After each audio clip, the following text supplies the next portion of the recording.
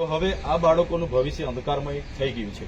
સંસ્થાવાળા હવે જવાબદારી લેવા તૈયાર નથી અને આ લોકોએ 2-2.5 લાખ રૂપિયા ફી ભરી છે. સાથે સાથે એવી કોઈ જોગવાઈ નથી કે કોઈ કોલેજ અહીંયા એમનું કોચિંગ ચલાવે ને બીજા રાજ્યોમાં એક્ઝામ આપે અને કોઈ જગ્યાએ માન્યતા પ્રાપ્ત નથી. મેડિકલનો નિયમ એવો છે કે 90% હાજરી ફિઝિકલી હોય એના યુજીસી એનઆઈસી ના માન્યતા પ્રમાણેના પ્રોફેસરો ત્યાં કોચિંગ આપતા હોય તો જ એ સંસ્થા ચાલી શકે. સરકારે પણ ના પાડી દીધી, ઊંચે હાથ કરી દીધા છે. એવી આ સંસ્થા પર તમે તાત્કાલિક ધોરણે તપાસ કરો. પાછળ વિદ્યાર્થીઓના નામો છે જેમની સાથે આ ફ્રોડ થઈ છે. એમના વાલીઓએ મહેનત મજૂરી કરીને, ખેત મજૂરી કરીને 2-2.5 લાખ રૂપિયા ભર્યા છે અને આ ભવિષ્ય એમનું અંધકારમય થઈ ગયું છે. અમને એમનું ડોક્યુમેન્ટ મળી જાય, એમના 3 વર્ષ પૂરા થતા હોય એમને એક્ઝામ અપાવી દે, એમને સર્ટી મળી જાય, એવી અમારી માગણી છે. અમે એવું નથી કહેતા કે તમે આ જ કરી નાખો, પણ એની તપાસ થઈને તમામ બાળકો બહેનોને ન્યાય મળે અમારી માગણી છે. આમ નહીં થશે તો આવનારા દિવસો અઠવાડિયા બાદ અમારે ના છૂટકે આ શનિવારે અમારે આયોજન છે 16 તારીખે અમારે ના છૂટકે મોટા કાર્યક્રમ અહીંયા આપવા પડશે એમની સામે. કેમ કે યુવાનો યુવતીઓએ 4 વર્ષ બગાડ્યા છે. આ જે ભણવાનો સમય હતો એમાં ફ્રોડગીરી થવાથી આ લોકો મેન્ટલી તૂટી ગયા છે. એમના વાલીઓ બધા ગભરાયેલા છે કે અમારા બાળકોનું ભવિષ્યનું શું. તો એમની સ્કોલરશીપ પણ 1 રૂપિયો મળ્યો નથી. અત્યાર સુધી એસટી વિદ્યાર્થીઓને, તમામ ગુજરાતના વિદ્યાર્થીઓને સ્કોલરશીપ મળી ગઈ. આ સંસ્થાના બાળકોને જ સ્કોલરશીપ નથી મળી 3 વર્ષથી. તો એ કહે છે કે વેરિફિકેશનમાં ક્વેરી છે, એ તો એમનો વિષય છે, એમણે ઓનલાઈન કર્યું છે અને બાળકોની કોઈ જવાબદારી નથી. તો આવી બધી ખૂબ ગંભીર ટ્રસ્ટ સંચાલિત મા કમલ ફાઉન્ડેશન રાજપીપળામાં ચાલે છે. એ મા કમલ ફાઉન્ડેશન ખાનગી જેએનએમ નર્સિંગનો કોર્સ ચલાવે છે અને બેંગ્લોર ખાતે એની એક્ઝામ આપવા માટે ત્યાંની કોલેજ, ત્યાંની યુનિવર્સિટીમાં લઈ જવામાં આવે છે.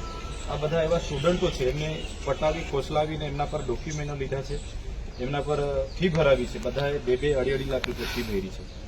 એમને અત્યાર સુધી 3 વાર ત્યાં લઈ જવામાં આવ્યા બેંગ્લોર, પણ ત્યાં હોલ ટિકિટ મળતી નથી, એટલે અમને એક્ઝામમાં બેસવા દેવામાં આવતા નથી.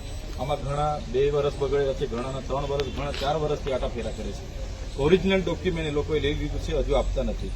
બીજું કે આ સંસ્થામાં જેટલા લોકોએ અભ્યાસ માટેનું ફોર્મ ભર્યું છે એમની પાસે કોઈ પ્રોફેસર નથી, કોઈ ટેકનિકલ સ્ટાફ નથી, કોઈ પ્રેક્ટિકલ સ્ટાફ નથી અને સરકારશ્રીની એનઆઈસી અને યુજીસીની કોઈ પરવાનગી લીધી નથી. અમે મુખ્યમંત્રીશ્રીને, શિક્ષણ મંત્રીશ્રીને, આરોગ્ય મંત્રીશ્રીને હમણાં 3 દિવસ પહેલા લેટર કર્યો હતો. તો અમે આજે જિલ્લા પોલીસ અધિક્ષકને ત્યાં રજૂઆત કરવા માટે આવ્યા છે. અહીંયા જે દીપક ગોહિલ ચેરિટેબલ ટ્રસ્ટ દ્વારા સંચાલિત મા કમલ ફાઉન્ડેશન ચાલે છે, એમણે નથી તો યુજીસીનું પરમિશન લીધું, નથી ઇન્ડિયન નર્સિંગ કાઉન્સિલનું પરમિશન લીધું અને બારોબાર એમની સંસ્થા છેલ્લા 20 વર્ષથી ચાલે છે. તો આજે આ વિદ્યાર્થીઓને એમના ઓરિજિનલ ડોક્યુમેન્ટો જમા કરી લીધા છે, એમની તમામે ફી ક્લિયર કરી દીધી છે, ફી પણ ભરાવી દીધી છે. છતાં આ વિદ્યાર્થીઓને જ્યારે એક્ઝામ આપવાની હોય છે ત્યારે કર્ણાટકની બેંગ્લોર કોઈ યુનિવર્સિટી છે ત્યાં લઈ જવામાં આવે છે. આજ દિન સુધી વિદ્યાર્થીઓ કોઈ કોલેજ નથી જોઈ કે કોઈ યુનિવર્સિટી નથી જોઈ અને ત્યાં એક્ઝામ આપવા જાય, બધો ખર્ચો ટિકિટનો, રેલવેનો, ત્યાં રહેવાનો બધો જાતે કરવાનો અને ત્યાં જાય ત્યારે હોલ ટિકિટ આપવામાં નથી આવતી. આ તમામ વિદ્યાર્થીઓ ફી ભરી છે પણ એમને પરીક્ષા આપવા દેવામાં નથી આવ્યા, જેના લીધે વિદ્યાર્થીઓ 3-3, 4-4 વર્ષ બગડી ગયા છે અને એમને ડિગ્રી પણ નથી ક્લિયર થઈ અને સર્ટી પણ નથી મળ્યા. સાથે સાથે બીજી ગંભીર બાબતો, આ સંસ્થાના ભૂલને કારણે આ સંસ્થામાં અભ્યાસ કરતા એસટી વિદ્યાર્થીઓને સ્કોલરશીપ પણ આજ દિન સુધી મળી નથી. ત્યારે એમના વાલીઓ, વિદ્યાર્થીઓની વેદના છે કે જો સંસ્થાને ગુજરાત સરકારની પરવાનગી ના હોય, શરતો આધીન એમણે 90% ફરજિયાત અહીંયા શિક્ષણ આપવાનું હોય છે, પ્રેક્ટિકલ કરાવવાનું હોય છે, યુજીસી આઈએનસીના પ્રોફેસરો અહીંયા રાખીને, એમની માન્યતાના પ્રોફેસરો રાખીને આખી તાલીમ આપવાની હોય છે, એ પણ નથી કરાવ્યું. ત્યારે ચિંતા થાય છે કે આમના ભવિષ્યમાં શું થશે. એટલા માટે અમારી સાથે એસપી સાહેબને રજૂઆત કરવા માટે અમે બધા આવ્યા છે.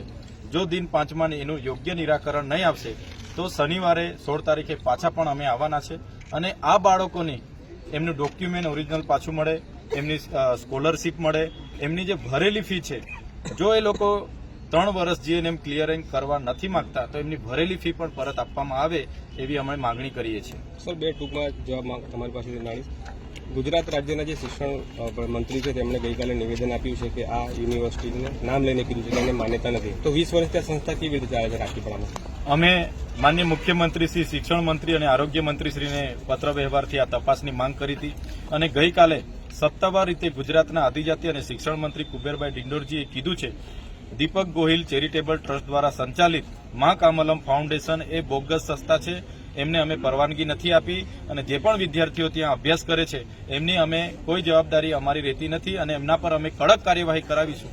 એવું જો સરકાર કહેતી હોય તો અમારા વિદ્યાર્થીઓનું ભાવિ અંધકારમય છે. સાથે સાથે અમે કહેવા માંગીએ છીએ આવી તો કેટલીય સંસ્થા જેમ કે છોટાઉદેપુરમાં ક્રિષ્ના ઇન્સ્ટિટ્યૂટ છે, અંકલેશ્વરમાં નર્મદા ઇન્સ્ટિટ્યૂટ છે, આવી તો કેટલી સંસ્થાઓ આદિવાસી વિસ્તારોમાં ચાલે છે. તો એમના પર કોના આશીર્વાદ છે? તો છેલ્લા 10-20 વર્ષથી આ લોકો આવી રીતના ફ્રોડગીરી કરે છે. તો તાત્કાલિક ધોરણે આમના પર કાર્યવાહી કરવામાં આવે એવી અમે માંગ કરીએ છીએ. જો કાર્યવાહી કરવામાં નહીં આવશે તો 16 તારીખે દિન 5 પછી 16 તારીખે શનિવારે અમે જલન આંદોલન પર ઉતરીશું. Okay done.